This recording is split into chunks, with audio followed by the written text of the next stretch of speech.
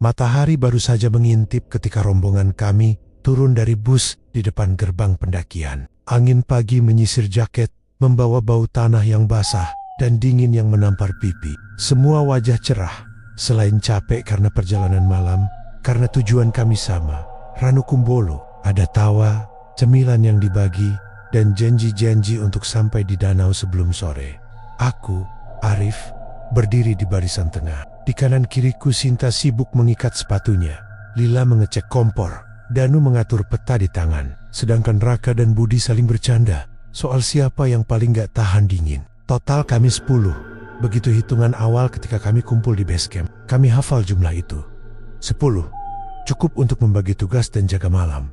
Hari berjalan seperti yang biasa kami sangka. Jalur Semeru menanjak pelan. Sesekali datar di antara padang ilalang yang berbisik. Kami berjeda di mata air kecil, berfoto di pohon yang lapuk, dan melewati pos demi pos sambil saling mengingatkan jadwal. Pada satu titik, di dekat sebuah tikungan berkerikil, kami mendengar langkah tambahan di belakang. Suaranya bukan seperti satu orang, lebih berat dan agak lambat. Karena kami melangkah berkelompok, tidak ada yang pikir panjang. Mungkin ada yang nyusul, kata Budi santai. Siapapun yang baru bergabung, tampak hadir tanpa pengumuman. Aku tidak melihat wajahnya. Pada awalnya, hanya bayangan tinggi berjaket gelap, hoodie menutup kepala. Orang itu berjalan paling belakang, tapi tidak pernah ketinggalan. Ketika kami berhenti, dia ikut berhenti. Ketika kami makan, dia duduk di tepi tanpa membuka jaketnya. Temannya siapa itu? Lela bertanya, karena kami semua ramah dan sering kenalan baru. Entahlah, mungkin temannya Sinanda, jawab Sinta. Kami menerima jawab itu tanpa merasa perlu mencocokkan nama.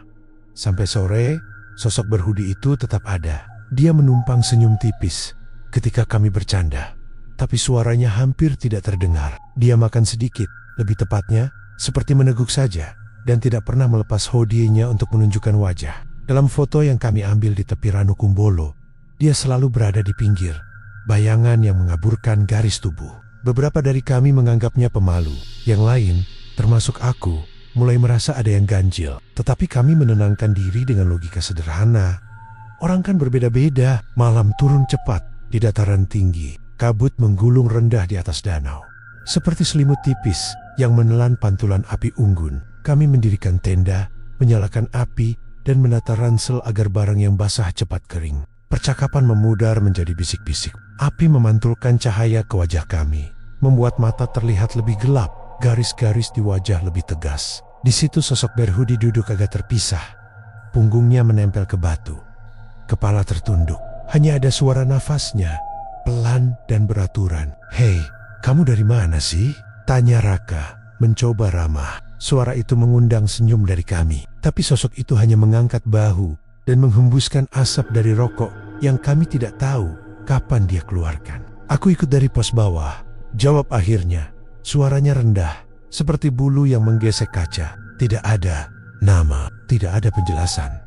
Malam mulai memanjangkan bayangan. Beberapa dari kami masuk ke dalam tenda, yang lainnya tetap di luar menjaga api. Suara alam malam kicau serangga, gemerisik rumput, dan kadang lontaran suara burung malam seolah-olah lebih keras di antara pepohonan. Di saat itu, Lila berkata, setengah bercanda, "Kita harus hitung orang, biar aman."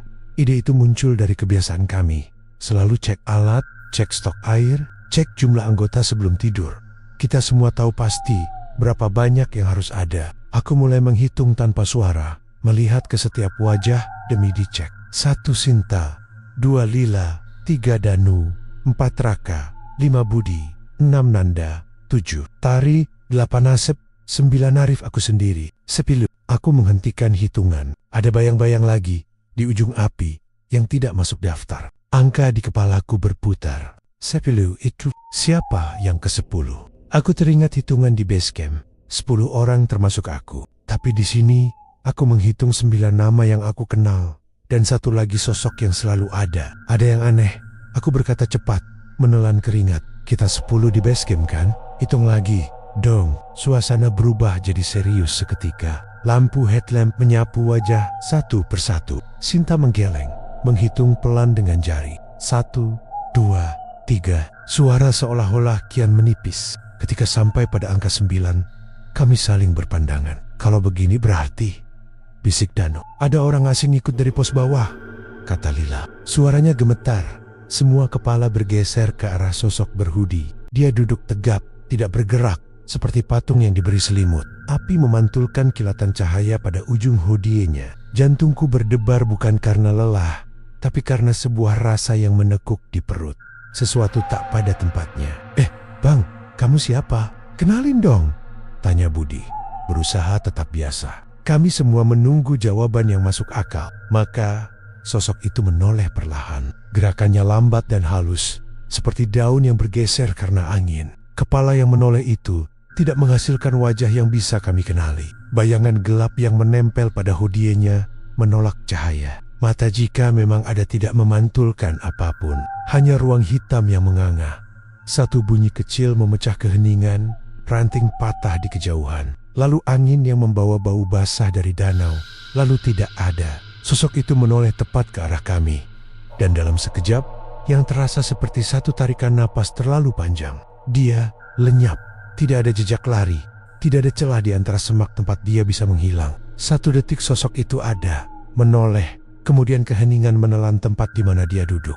Api kami berkedip tak menentu. Lampu headlamp menyorot kosong. Hanya ada jejak dingin di udara sikenakan. Ada seseorang yang baru lewat. Dan bau rokok samar yang perlahan memudar. Ada yang melompat berdiri. Mana? Dia? Raka mendekat ke batu itu. Tangan menelusuri permukaan tanah. Lila meraba di bawah selimut jaket. Sinta menangis kecil tanpa suara. Kami memanggil namanya, bahkan sebutan yang tak kami tahu, tapi hanya gema yang kembali. Malam itu kami tidak tidur. Aku merasakan satu ketidakseimbangan dalam tubuhku, seperti ada sesuatu yang meninggalkan bekas. Beberapa dari kami mengunci rapat tenda, sementara yang lainnya berkumpul, memeluk termos panas, dan menatap ke arah kabut yang menutup pantulan bintang. Angin menggerakkan daun, dan dari kejauhan, seperti suara yang hampir tidak nyata, terdengar tawa kecil yang bukan dari kami. Sebelum fajar menyingsing, ada bisik-bisik tentang cerita lama. Legenda jalur pendakian yang pernah membawa orang-orang hilang. Orang-orang yang muncul tanpa nama, atau sosok yang menumpang perjalanan tanpa meminta. Kami mencoba menertawakan itu. Mencoba mencari penjelasan logis kelelahan, imajinasi, bayangan dari hoodie. Tapi di setiap tawa itu, ada nada getir yang tak bisa disamarkan ketika matahari mulai mendorong kabut. Kami berkemas dengan perlahan. Kami sepakat untuk turun lebih awal. Perasaan yang sama, lebih cepat lebih baik. Ada kecanggungan dalam barisan kami. Pandangan saling menghindar. Sepanjang jalan turun, aku melihat bayangan di antara pepohonan. Bayangan yang mirip dengan posisi hoodie-nya semalam. Tapi ketika aku menoleh penuh harap untuk menemukan wajah yang akhirnya akan menjawab semua pertanyaan, yang kutemukan hanyalah jalur kosong yang tetap saja menggigit rasa penasaran dari perjalanan itu. Berakhir bukan dengan jawaban, tetapi dengan pertanyaan yang menebal. Siapa yang duduk dengan hood di tepi api kami? Kenapa dia ikut dari pos bawah? Dan mengapa dia menghilang ketika namanya disebut? Di antara langkah kami yang menurun, ada perasaan bahwa sesuatu telah ikut pulang bersama kami, sesuatu yang tidak bernama. Tapi jejaknya akan terus mengikuti. Kami belum tahu bahwa dari semua yang ikut, tidak semua akan kembali seperti semula. Sejak pagi itu, perjalanan turun terasa tidak sama. Kabut masih menggantung meski matahari sudah tinggi. Kami berjalan berbaris. Ransel terasa lebih berat dari biasanya, dan setiap langkah seperti menyeret bayangan yang tidak kasat mata. Tidak ada yang lagi bercanda, tidak ada yang lagi bersuara riang. Suasana rombongan seperti dililit rasa dingin yang bukan hanya dari udara gunung. Aku, Arif, tidak bisa berhenti memikirkan hitungan semalam. Jumlah yang seharusnya pas, tapi tiba-tiba ada satu tambahan. Aku mencoba mencari penjelasan logis. Mungkin benar ada pendaki lain yang gabung, tapi wajahnya yang tidak pernah jelas lalu menghilang di depan mata, membuat logika itu runtuh.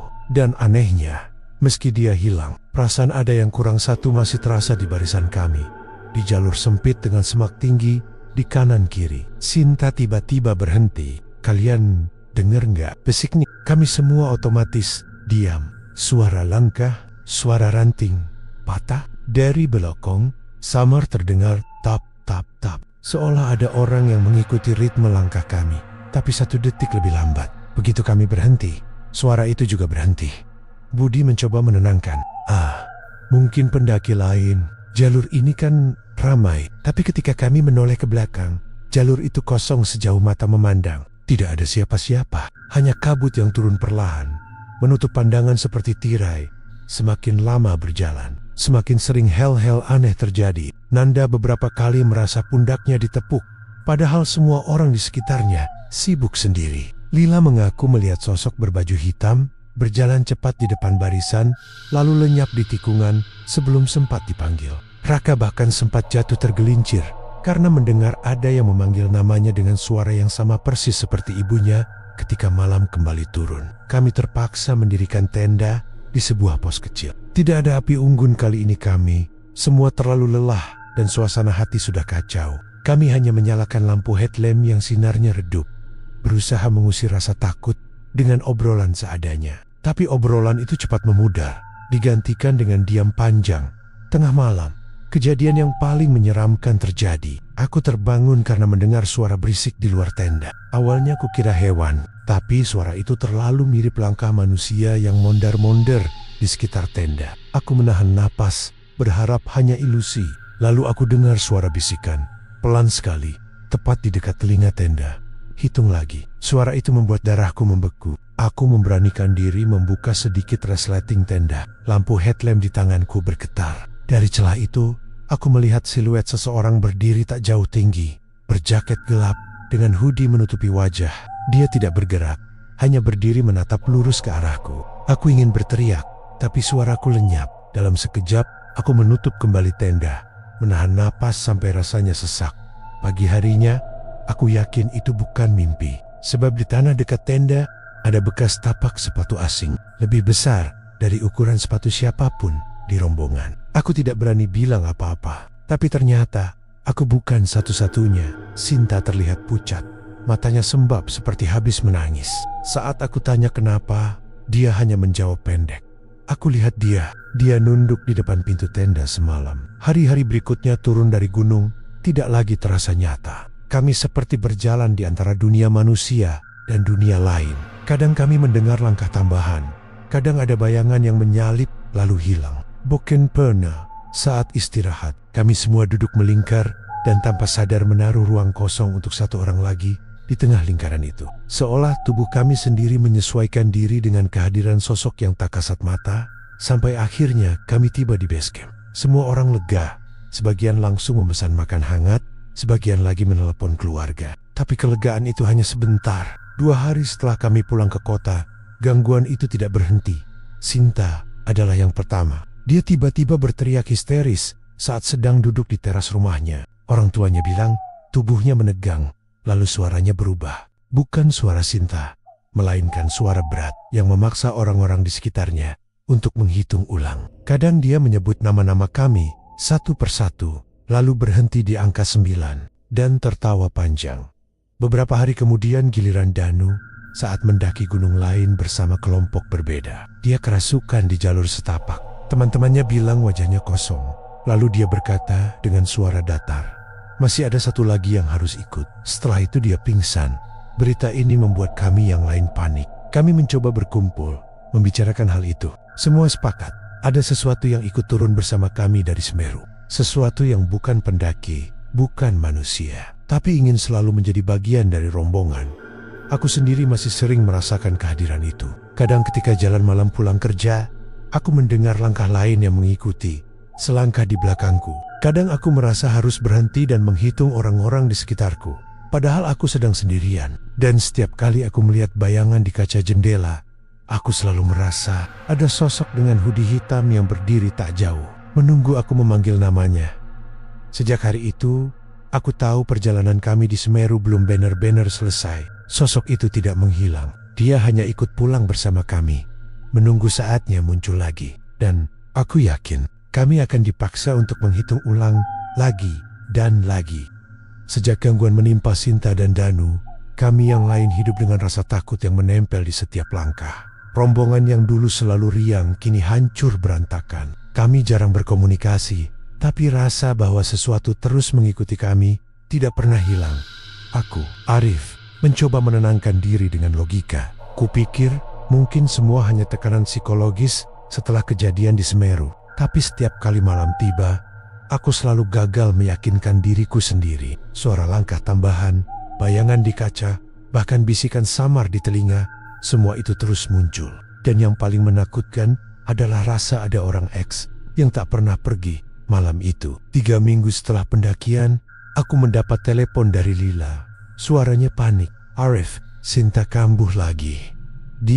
Dia manggil-manggil kita semua. Aku langsung menuju rumahnya. Saat tiba, suasana mencekam. Orang-orang berkumpul, menahan Sinta yang meronta di lantai ruang tamu. Matanya kosong, suaranya berubah. "Ada 9, satu lagi kurang," katanya dengan suara berat. Tubuhnya menggigil, tangannya mencakar lantai. Aku dan Lila berdiri terpaku, tidak sanggup mendekat. Lalu, tiba-tiba kepalanya menoleh ke arahku. Gerakannya patah seperti boneka rusak. Dia menatapku dalam-dalam dan tersenyum dengan senyum yang bukan miliknya. "Kamu belum menyebut aku, Arif," bisiknya. Tubuhku kaku, jantung berdegup keras, keringat mengalir meski udara dingin. Saat itu aku yakin, bukan hanya trauma, ada sesuatu yang benar-benar ikut bersama kami dari gunung. Kami sepakat untuk bertemu lagi, semua anggota rombongan. Meski sebagian enggan, rasa takut memaksa kami berkumpul. Malam itu kami duduk melingkar di rumah Danu. Ada 10 kursi yang disiapkan. Tapi anehnya, sejak awal kami duduk, selalu ada 1 kursi kosong. Tidak ada yang mau mengaku menyiapkan kursi itu. Hening panjang menyelimuti ruangan. Raka mencoba membuka pembicaraan. Kita harus cari tahu siapa sebenarnya sosok itu. Kalau enggak, kita bakal terus diganggu. Namun sebelum ada yang menjawab, lampu tiba-tiba berkelip. Angin dingin berhembus, padahal semua jendela tertutup rapat. Lalu terdengar suara langkah pelan. Tap, tap. Dari arah tangga, semua menoleh bersamaan. Di sana, berdiri sosok berjaket gelap dengan hoodie menutupi wajah. Sama persis seperti di Semeru. Dia tidak berjalan mendekat, hanya berdiri. Lalu dengan suara rendah ia berkata, "Kalian lupa menghitung." Suara itu bergema, membuat bulu kuduk kami berdiri. Kursi kosong di tengah lingkaran tiba-tiba berderit pelan, seperti ada yang menduduki. Kami semua membeku. Sinta menjerit histeris, lalu tubuhnya kembali kejang. Aku tak tahu siapa yang lebih dulu berlari, tapi dalam sekejap, ruangan itu kacau. Beberapa mencoba keluar, beberapa lagi jatuh tersungkur. Aku sendiri tidak bisa bergerak, hanya terpaku menatap kursi kosong itu yang kini jelas dihuni oleh sesuatu yang tak terlihat. Sosok berhudi itu menoleh pelan. Gerakannya sama seperti di gunung. Kali ini aku melihat lebih dekat. Di balik kegelapan hoodie, bukan wajah yang muncul, tapi lubang hitam menganga, seperti kekosongan. Dari dalamnya keluar bisikan tak berujung, seakan memanggil-manggil nama kami satu persatu. Lalu, lampu padam. Dalam kegelapan total itu, kami hanya bisa mendengar tawa lirih, langkah yang berputar mengelilingi kami, dan suara yang terus berulang. 9, 9. Itu berakhir dengan satu kepastian yang tak bisa lagi kami tolak. Kami bukan lagi hanya 9 orang, ada yang ke-10, dan dia tidak berniat pergi. Setelah kejadian malam itu di rumah Danu, kami semua jarang tidur nyenyak. Bahkan saat siang hari, bayangan sosok berhudi hitam terasa terus mengikuti. Telepon dan pesan antara anggota rombongan semakin jarang, bukan karena tidak peduli, tapi karena masing-masing terlalu sibuk melawan ketakutan sendiri. Namun rasa takut tidak bisa menyingkirkan kenyataan. Kami harus melakukan sesuatu. Jika tidak, gangguan ini akan terus menghantui, bahkan mungkin membunuh salah satu dari kami. Akhirnya, setelah beberapa hari penuh mimpi buruk, Lila mengusulkan untuk mencari jawaban ke warga sekitar Semeru.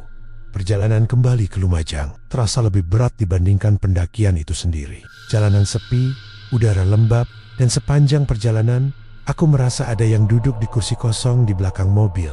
Kadang kaca spion memperlihatkan bayangan gelap, tapi ketika kutolehkan kepala, kursi itu kosong. Sesampainya di sebuah desa kaki gunung, kami menemui seorang tetua yang disebut orang pintar oleh warga. Lelaki tua itu duduk di beranda rumahnya.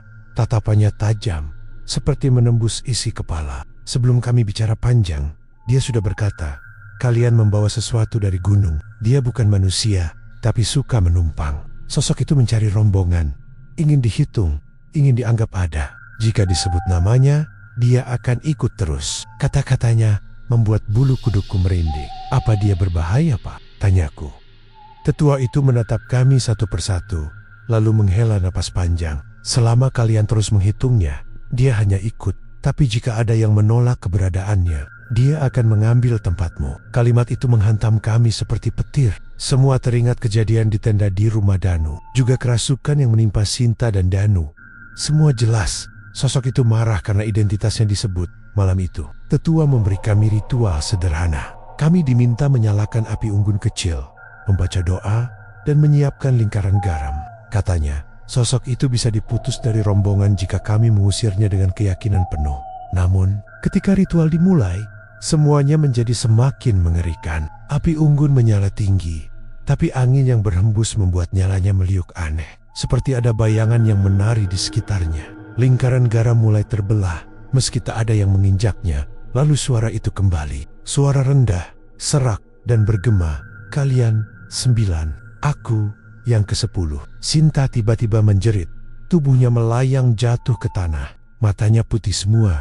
Dan dari mulutnya keluar suara tawa panjang yang sama sekali bukan miliknya. Kami berusaha menahan, tapi tubuhnya kuat bukan main. Jangan lawan dengan fisik. Hadapi dia dengan keberanian. Akui bahwa dia bukan bagian dari kalian. Aku memberanikan diri melangkah maju. Dengan suara bergetar aku berkata, "Kamu bukan bagian dari kami. Kamu bukan pendaki di rombongan ini." Hening.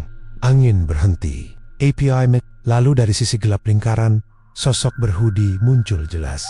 Kali ini jaraknya dekat sekali. Aku bisa mendengar napasnya. Bisa melihat kain hoodie-nya bergerak, tapi tetap tak ada wajah di baliknya. Hanya ruang kosong yang semakin lama semakin pekat.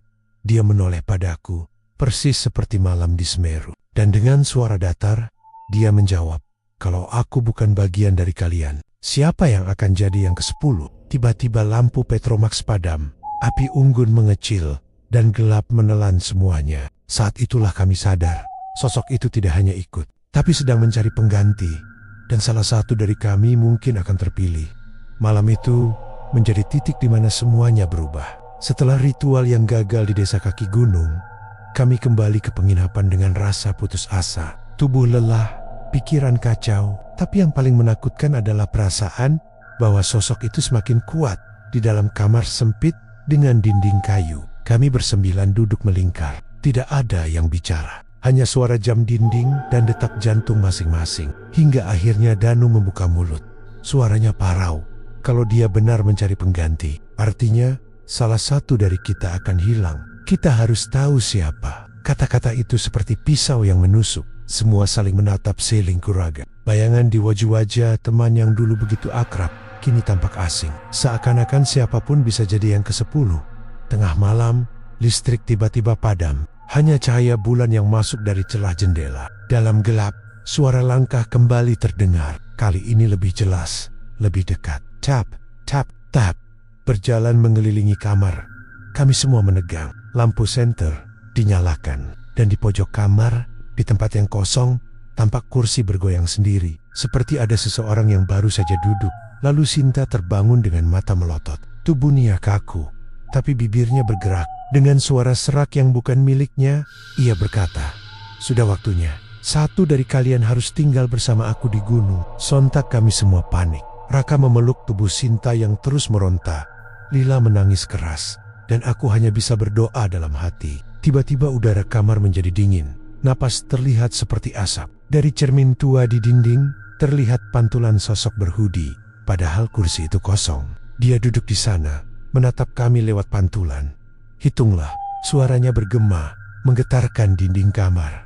Aku gemetar, tapi perlahan mulai menghitung. 1, 3, hingga 9. Saat aku hendak menyebut 10, lidahku keluh. Aku sadar, kursi itu menunggu disebut. Dia menunggu diakui lagi. Ketika aku menolak mengucapkannya, cermin tiba-tiba retak. Sinta menjerit panjang, lalu pingsan. Dalam sekejap, sosok berhoodie itu menghilang dari pantulan. Tapi udara dingin tetap tertinggal, bersama bau asap rokok yang menusuk. Malam itu kami tidak tidur. Semua terdiam, saling berpegang tangan seperti anak kecil yang takut gelap. Tak ada yang berani berbicara keras-keras. Paginya, kabar buruk datang. Budi, yang tidur di kamar sebelah, tidak pernah bangun lagi. Wajahnya tenang, seolah hanya tertidur. Tapi di lantai kamar, ada jejak sepatu basah mengitari tubuhnya berhenti tepat di samping ranjang. Kami semua membisu. Tidak ada yang sanggup menangis atau marah. Dalam hati kami tahu, yang ke-10 sudah mulai memilih. Dan Budi adalah yang pertama. Sejak hari itu, kami paham satu hal mengerikan. Semeru tidak hanya memberi pemandangan indah. Gunung itu menyimpan penunggu yang haus teman seperjalanan. Dan sekali dia ikut dalam hitungan, dia akan terus menagih. Sampai semua digantikan satu persatu. Duka Budi masih menempel di kulit kami, seperti kabut tebal. Bau kopi hangat dan asap rokok yang biasa memenuhi pagi, kini berubah menjadi bau yang pahit, bau ketakutan dan kebisuan. Kami berkumpul tanpa kata di ruang kecil penginapan itu. Masing-masing memegang kenangan yang makin tipis. Kursi yang biasa dipakai Budi kosong. Sepatu botnya masih di pojok, seolah menunggu pemiliknya pulang. Semua yang terjadi membuat kami harus bertindak. Diam saja bukan pilihan. Semakin lama kami bertanya, semakin banyak yang hilang. Danu mengusulkan sesuatu yang awalnya terdengar konyol. Kita harus bongkar semua yang kita bawa dari Semeru. Barang siapa membawa sesuatu yang bukan miliknya, lepaskan. Ide itu muncul dari rasa bersalah mungkin. Ada benda yang menempel pada salah satu ransel. Sesuatu yang membawa sosok itu ikut. Kami setuju, meski dengan hati berat. Kami mulai memeriksa tas, kompor, sleeping bag segala sesuatu. Helm, karabiner, botol minum, kaos yang masih berbau asap unggun. Tak ada yang aneh, kecuali satu hal. Jaket hitam yang ditemukan tergulung di bawah tenda saat kami kembali. Kami semua ingat jaket itu bukan milik siapapun dari rombongan. Kami memasang mata di atasnya, seperti menunggu setumpuk bukti. Lalu dengan sebuah keputusan cepat, Raka membakarnya di halaman penginapan. Api melahap kainnya, tapi bukan api biasa. Mata semua tertegun karena jaket itu seolah mengeluarkan asap yang berputar, membentuk bayangan samar yang seperti menoleh pada kami sebelum lenyap. Setelah itu, kami berpikir bisa tidur sedikit. Salah besa. Malam itu, Danu menghilang. Danu bukan orang yang mudah panik. Dia pendiam, teliti, selalu jadi penyeimbang. Ketika dia tak kembali dari kamar mandi, kami pikir dia cuma lama membersihkan diri. 2 jam kemudian, ketika Raka mengetuk pintu dan tak mendapat jawaban, kami mulai gelisah. Pintu terkunci dari luar. Kami menemukan bekas sapuan tangan di kaca kamar mandi. Jejak basah yang mengarah ke jendela, tapi jendela itu menatap jurang kosong. Tidak ada suara, tidak ada tanda hidup. Sinta yang masih rapuh langsung pingsan ketika kami menyadari Danu tidak ada. Dia meronta seakan ingin memanggil nama yang menghilang. Aku, yang mulai kehilangan akal sehat sedikit demi sedikit, mencoba menenangkan mereka. Kami menyisir area sampai ujung desa, menanyakan pada pemilik warung, tetua, siapapun yang bisa mendengar. Hanya jawaban yang sama. Angin semalam kencang. Ada jejak yang hilang di tanah basah. Bau rokok samar di lantai kamar Danu. Kami menemukan sesuatu yang membuat darah membeku. Sebuah kursi kecil anak-anak terpajang tepat di tengah. Di kursi itu ada selembar kain kecil, seperti sorban mini. Dan di sekelilingnya lingkaran garam yang pecah. Garam bukti ritual kami gagal. Jejak sepatu mengitari kursi itu. Berhenti, lalu menjauh ke kegelapan. Tidak ada Danu, hanya kursi kecil yang seolah diantar untuk mengisi kekosongan. Saat itu rasa curiga mulai memakan kami dari dalam. Mata yang dulu bersahabat, kini menilai satu sama lain. Siapa yang sering tidur sendiri? Siapa yang sering jalan malam? Siapa yang membawa jaket tak dikenal? Kami jadi kaku satu sama lain. Percakapan berakhir dengan cepat. Dan setiap kali seseorang berdiri, ada tatapan yang menanyakan, apa dia akan pergi juga? Kami mencoba mencari bantuan lagi. Kali ini kami tidak kembali ke tetua desa kami. Mencari seorang pemuda yang konon mampu melihat jejak roh. Seorang yang disebut penyapu jalan. Ia tinggal agak di pinggir desa, di rumah yang dikelilingi bambu. Wahannya muda, tapi matanya kosong seperti yang sudah lihat banyak kematian. Ketika kami bercerita, dia hanya mengangguk pelan. Lalu mengeluarkan sebuah benda kecil, cermin bulat, pinggiran kayu yang terlihat usang. Jangan tunjukkan dia wajahnya sendiri, katanya. Roh itu takut melihat refleksi. Tapi hati-hati, refleksi membuatnya marah. Cermin hanya untuk melihat, bukan untuk menantang. Kembali di penginapan, kami melakukan sesuatu yang putus asa. Kami mengelilingi diri dengan cermin, memasang satu di setiap kamar. Berharap kalau dia muncul, ia akan melihat bayangannya sendiri dan lari. Ide itu sedikit aneh, tapi kami tak punya pilihan lain. Malam terasa panjang. Suara jam lebih keras daripada biasanya. Jam 2 pagi, Sinta terbangun lagi. Matanya kosong, tubuhnya seperti dikendalikan tali. Dia berjalan pelan menuju cermin di depan jendela. Sinta menatap ke kaca dan di pantulannya, bukan hanya wajah Sinta yang muncul, melainkan bayangan gelap dengan hoodie yang menempel pada pantulan seperti kabut. Bayangan itu memiringkan kepala, lalu tersenyum tanpa bibir. Aku berlari menghentikannya. Tapi ketika aku raih bahu Sinta, tanganku melewati udara dingin yang bukan daging. Sinta jatuh tersungkur, dan dari mulutnya keluar tawa panjang. Bukan suaranya. Kami semua berlari. Beberapa orang pecah, panik. Ada yang pingsan lagi. Dalam kekacauan itu, Arif, aku merasa namaku disebut dalam bisik. Tapi bukan oleh Sinta, bukan oleh Danu. Suara itu datang dari balik cermin. Sebut aku. Kata itu panjang dan berulang. Aku berusaha melawan kata itu, menutup telinga. Tapi bisikan itu masuk sampai ke tulang. Keesokan harinya, kami menghitung lagi. Kali ini dengan aturan baru.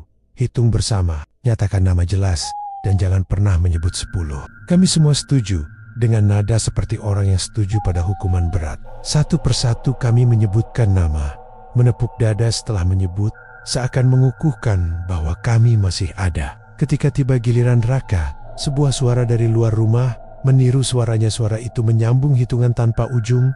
Raka, Roka. Kami menoleh ke jendela. Di sana ada sosok yang berdiri. Tetapi ketika lampu menyinarnya, sosok itu lenyap.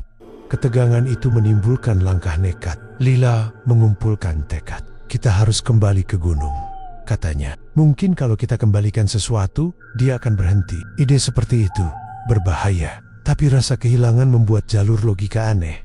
Mengembalikan apa yang kami bawa, minta maaf pada gunung, mungkin akan menutup pintu yang terbuka. Kami setuju, karena tidak ada lagi cara lain.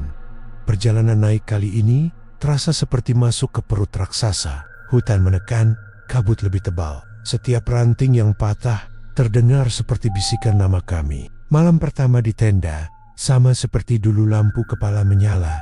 Tapi semua mata tertutup lelah, menahan napas. Di antara kami ada rasa, dari semua yang hilang. Danu dan Budi mungkin tak mungkin kembali.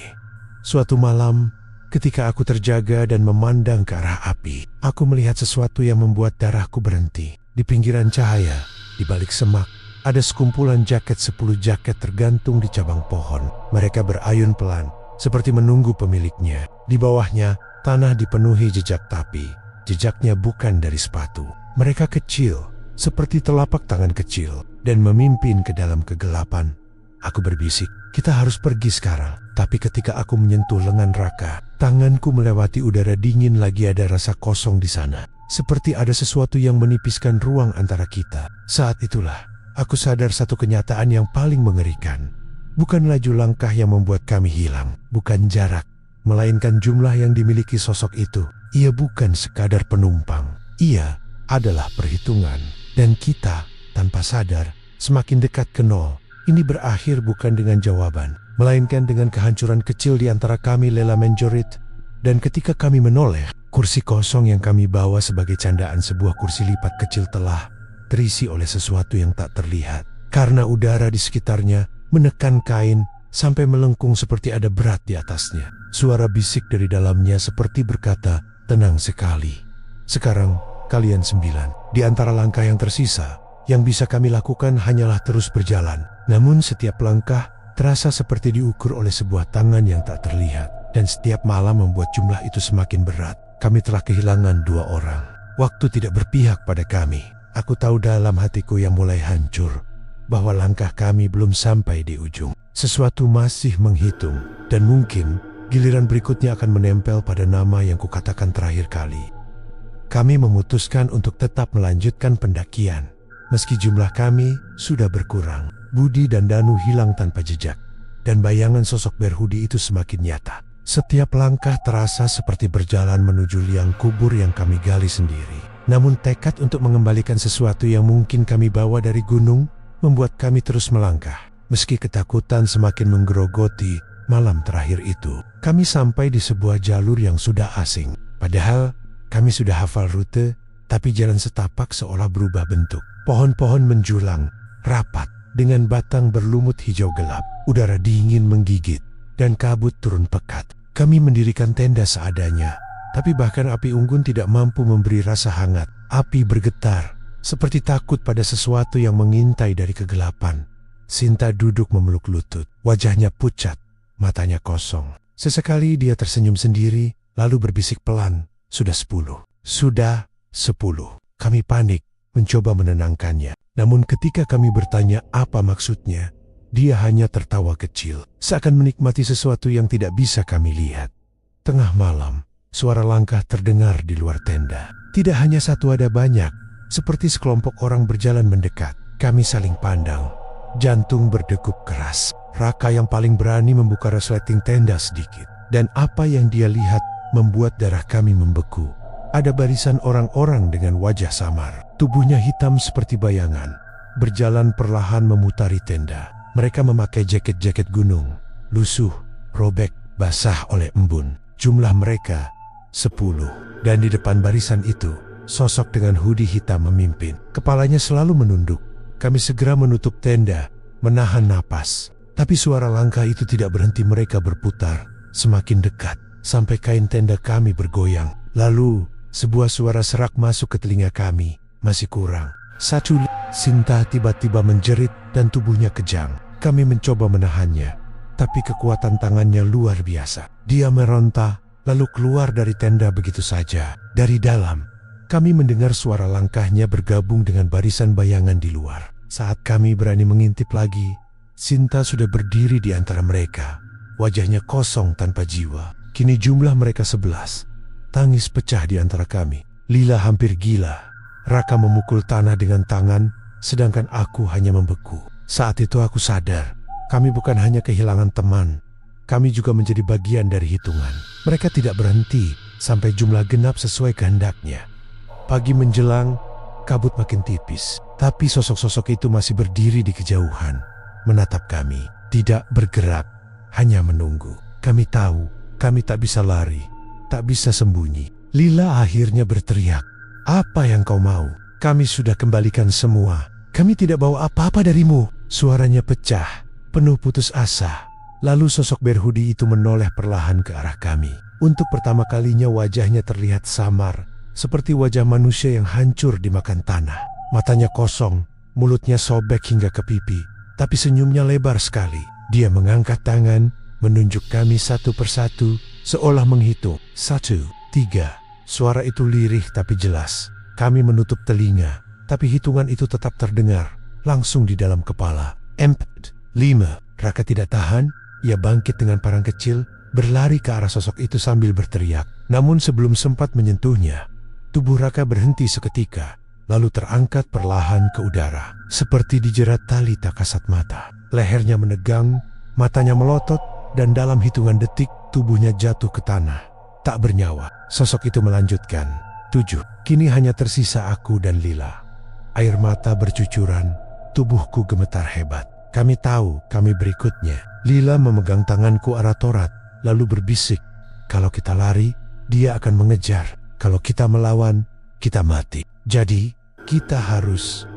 Kata-kata itu aneh, tapi aku paham maksudnya. Satu-satunya cara menghentikan hitungan itu adalah menghapus diri dari perhitungan. Lila menarik pisau lipat dari sakunya, menatapku dengan mata penuh tekad, bercampur ketakutan. "Kalau aku pergi duluan, kau jangan hitung aku. Jangan sebut namaku. Biarkan aku hilang." Sebelum aku sempat menahan, Lila menghunus pisau itu ke dadanya sendiri. Jeritannya singkat, lalu tubuhnya rubuh di pangkuanku.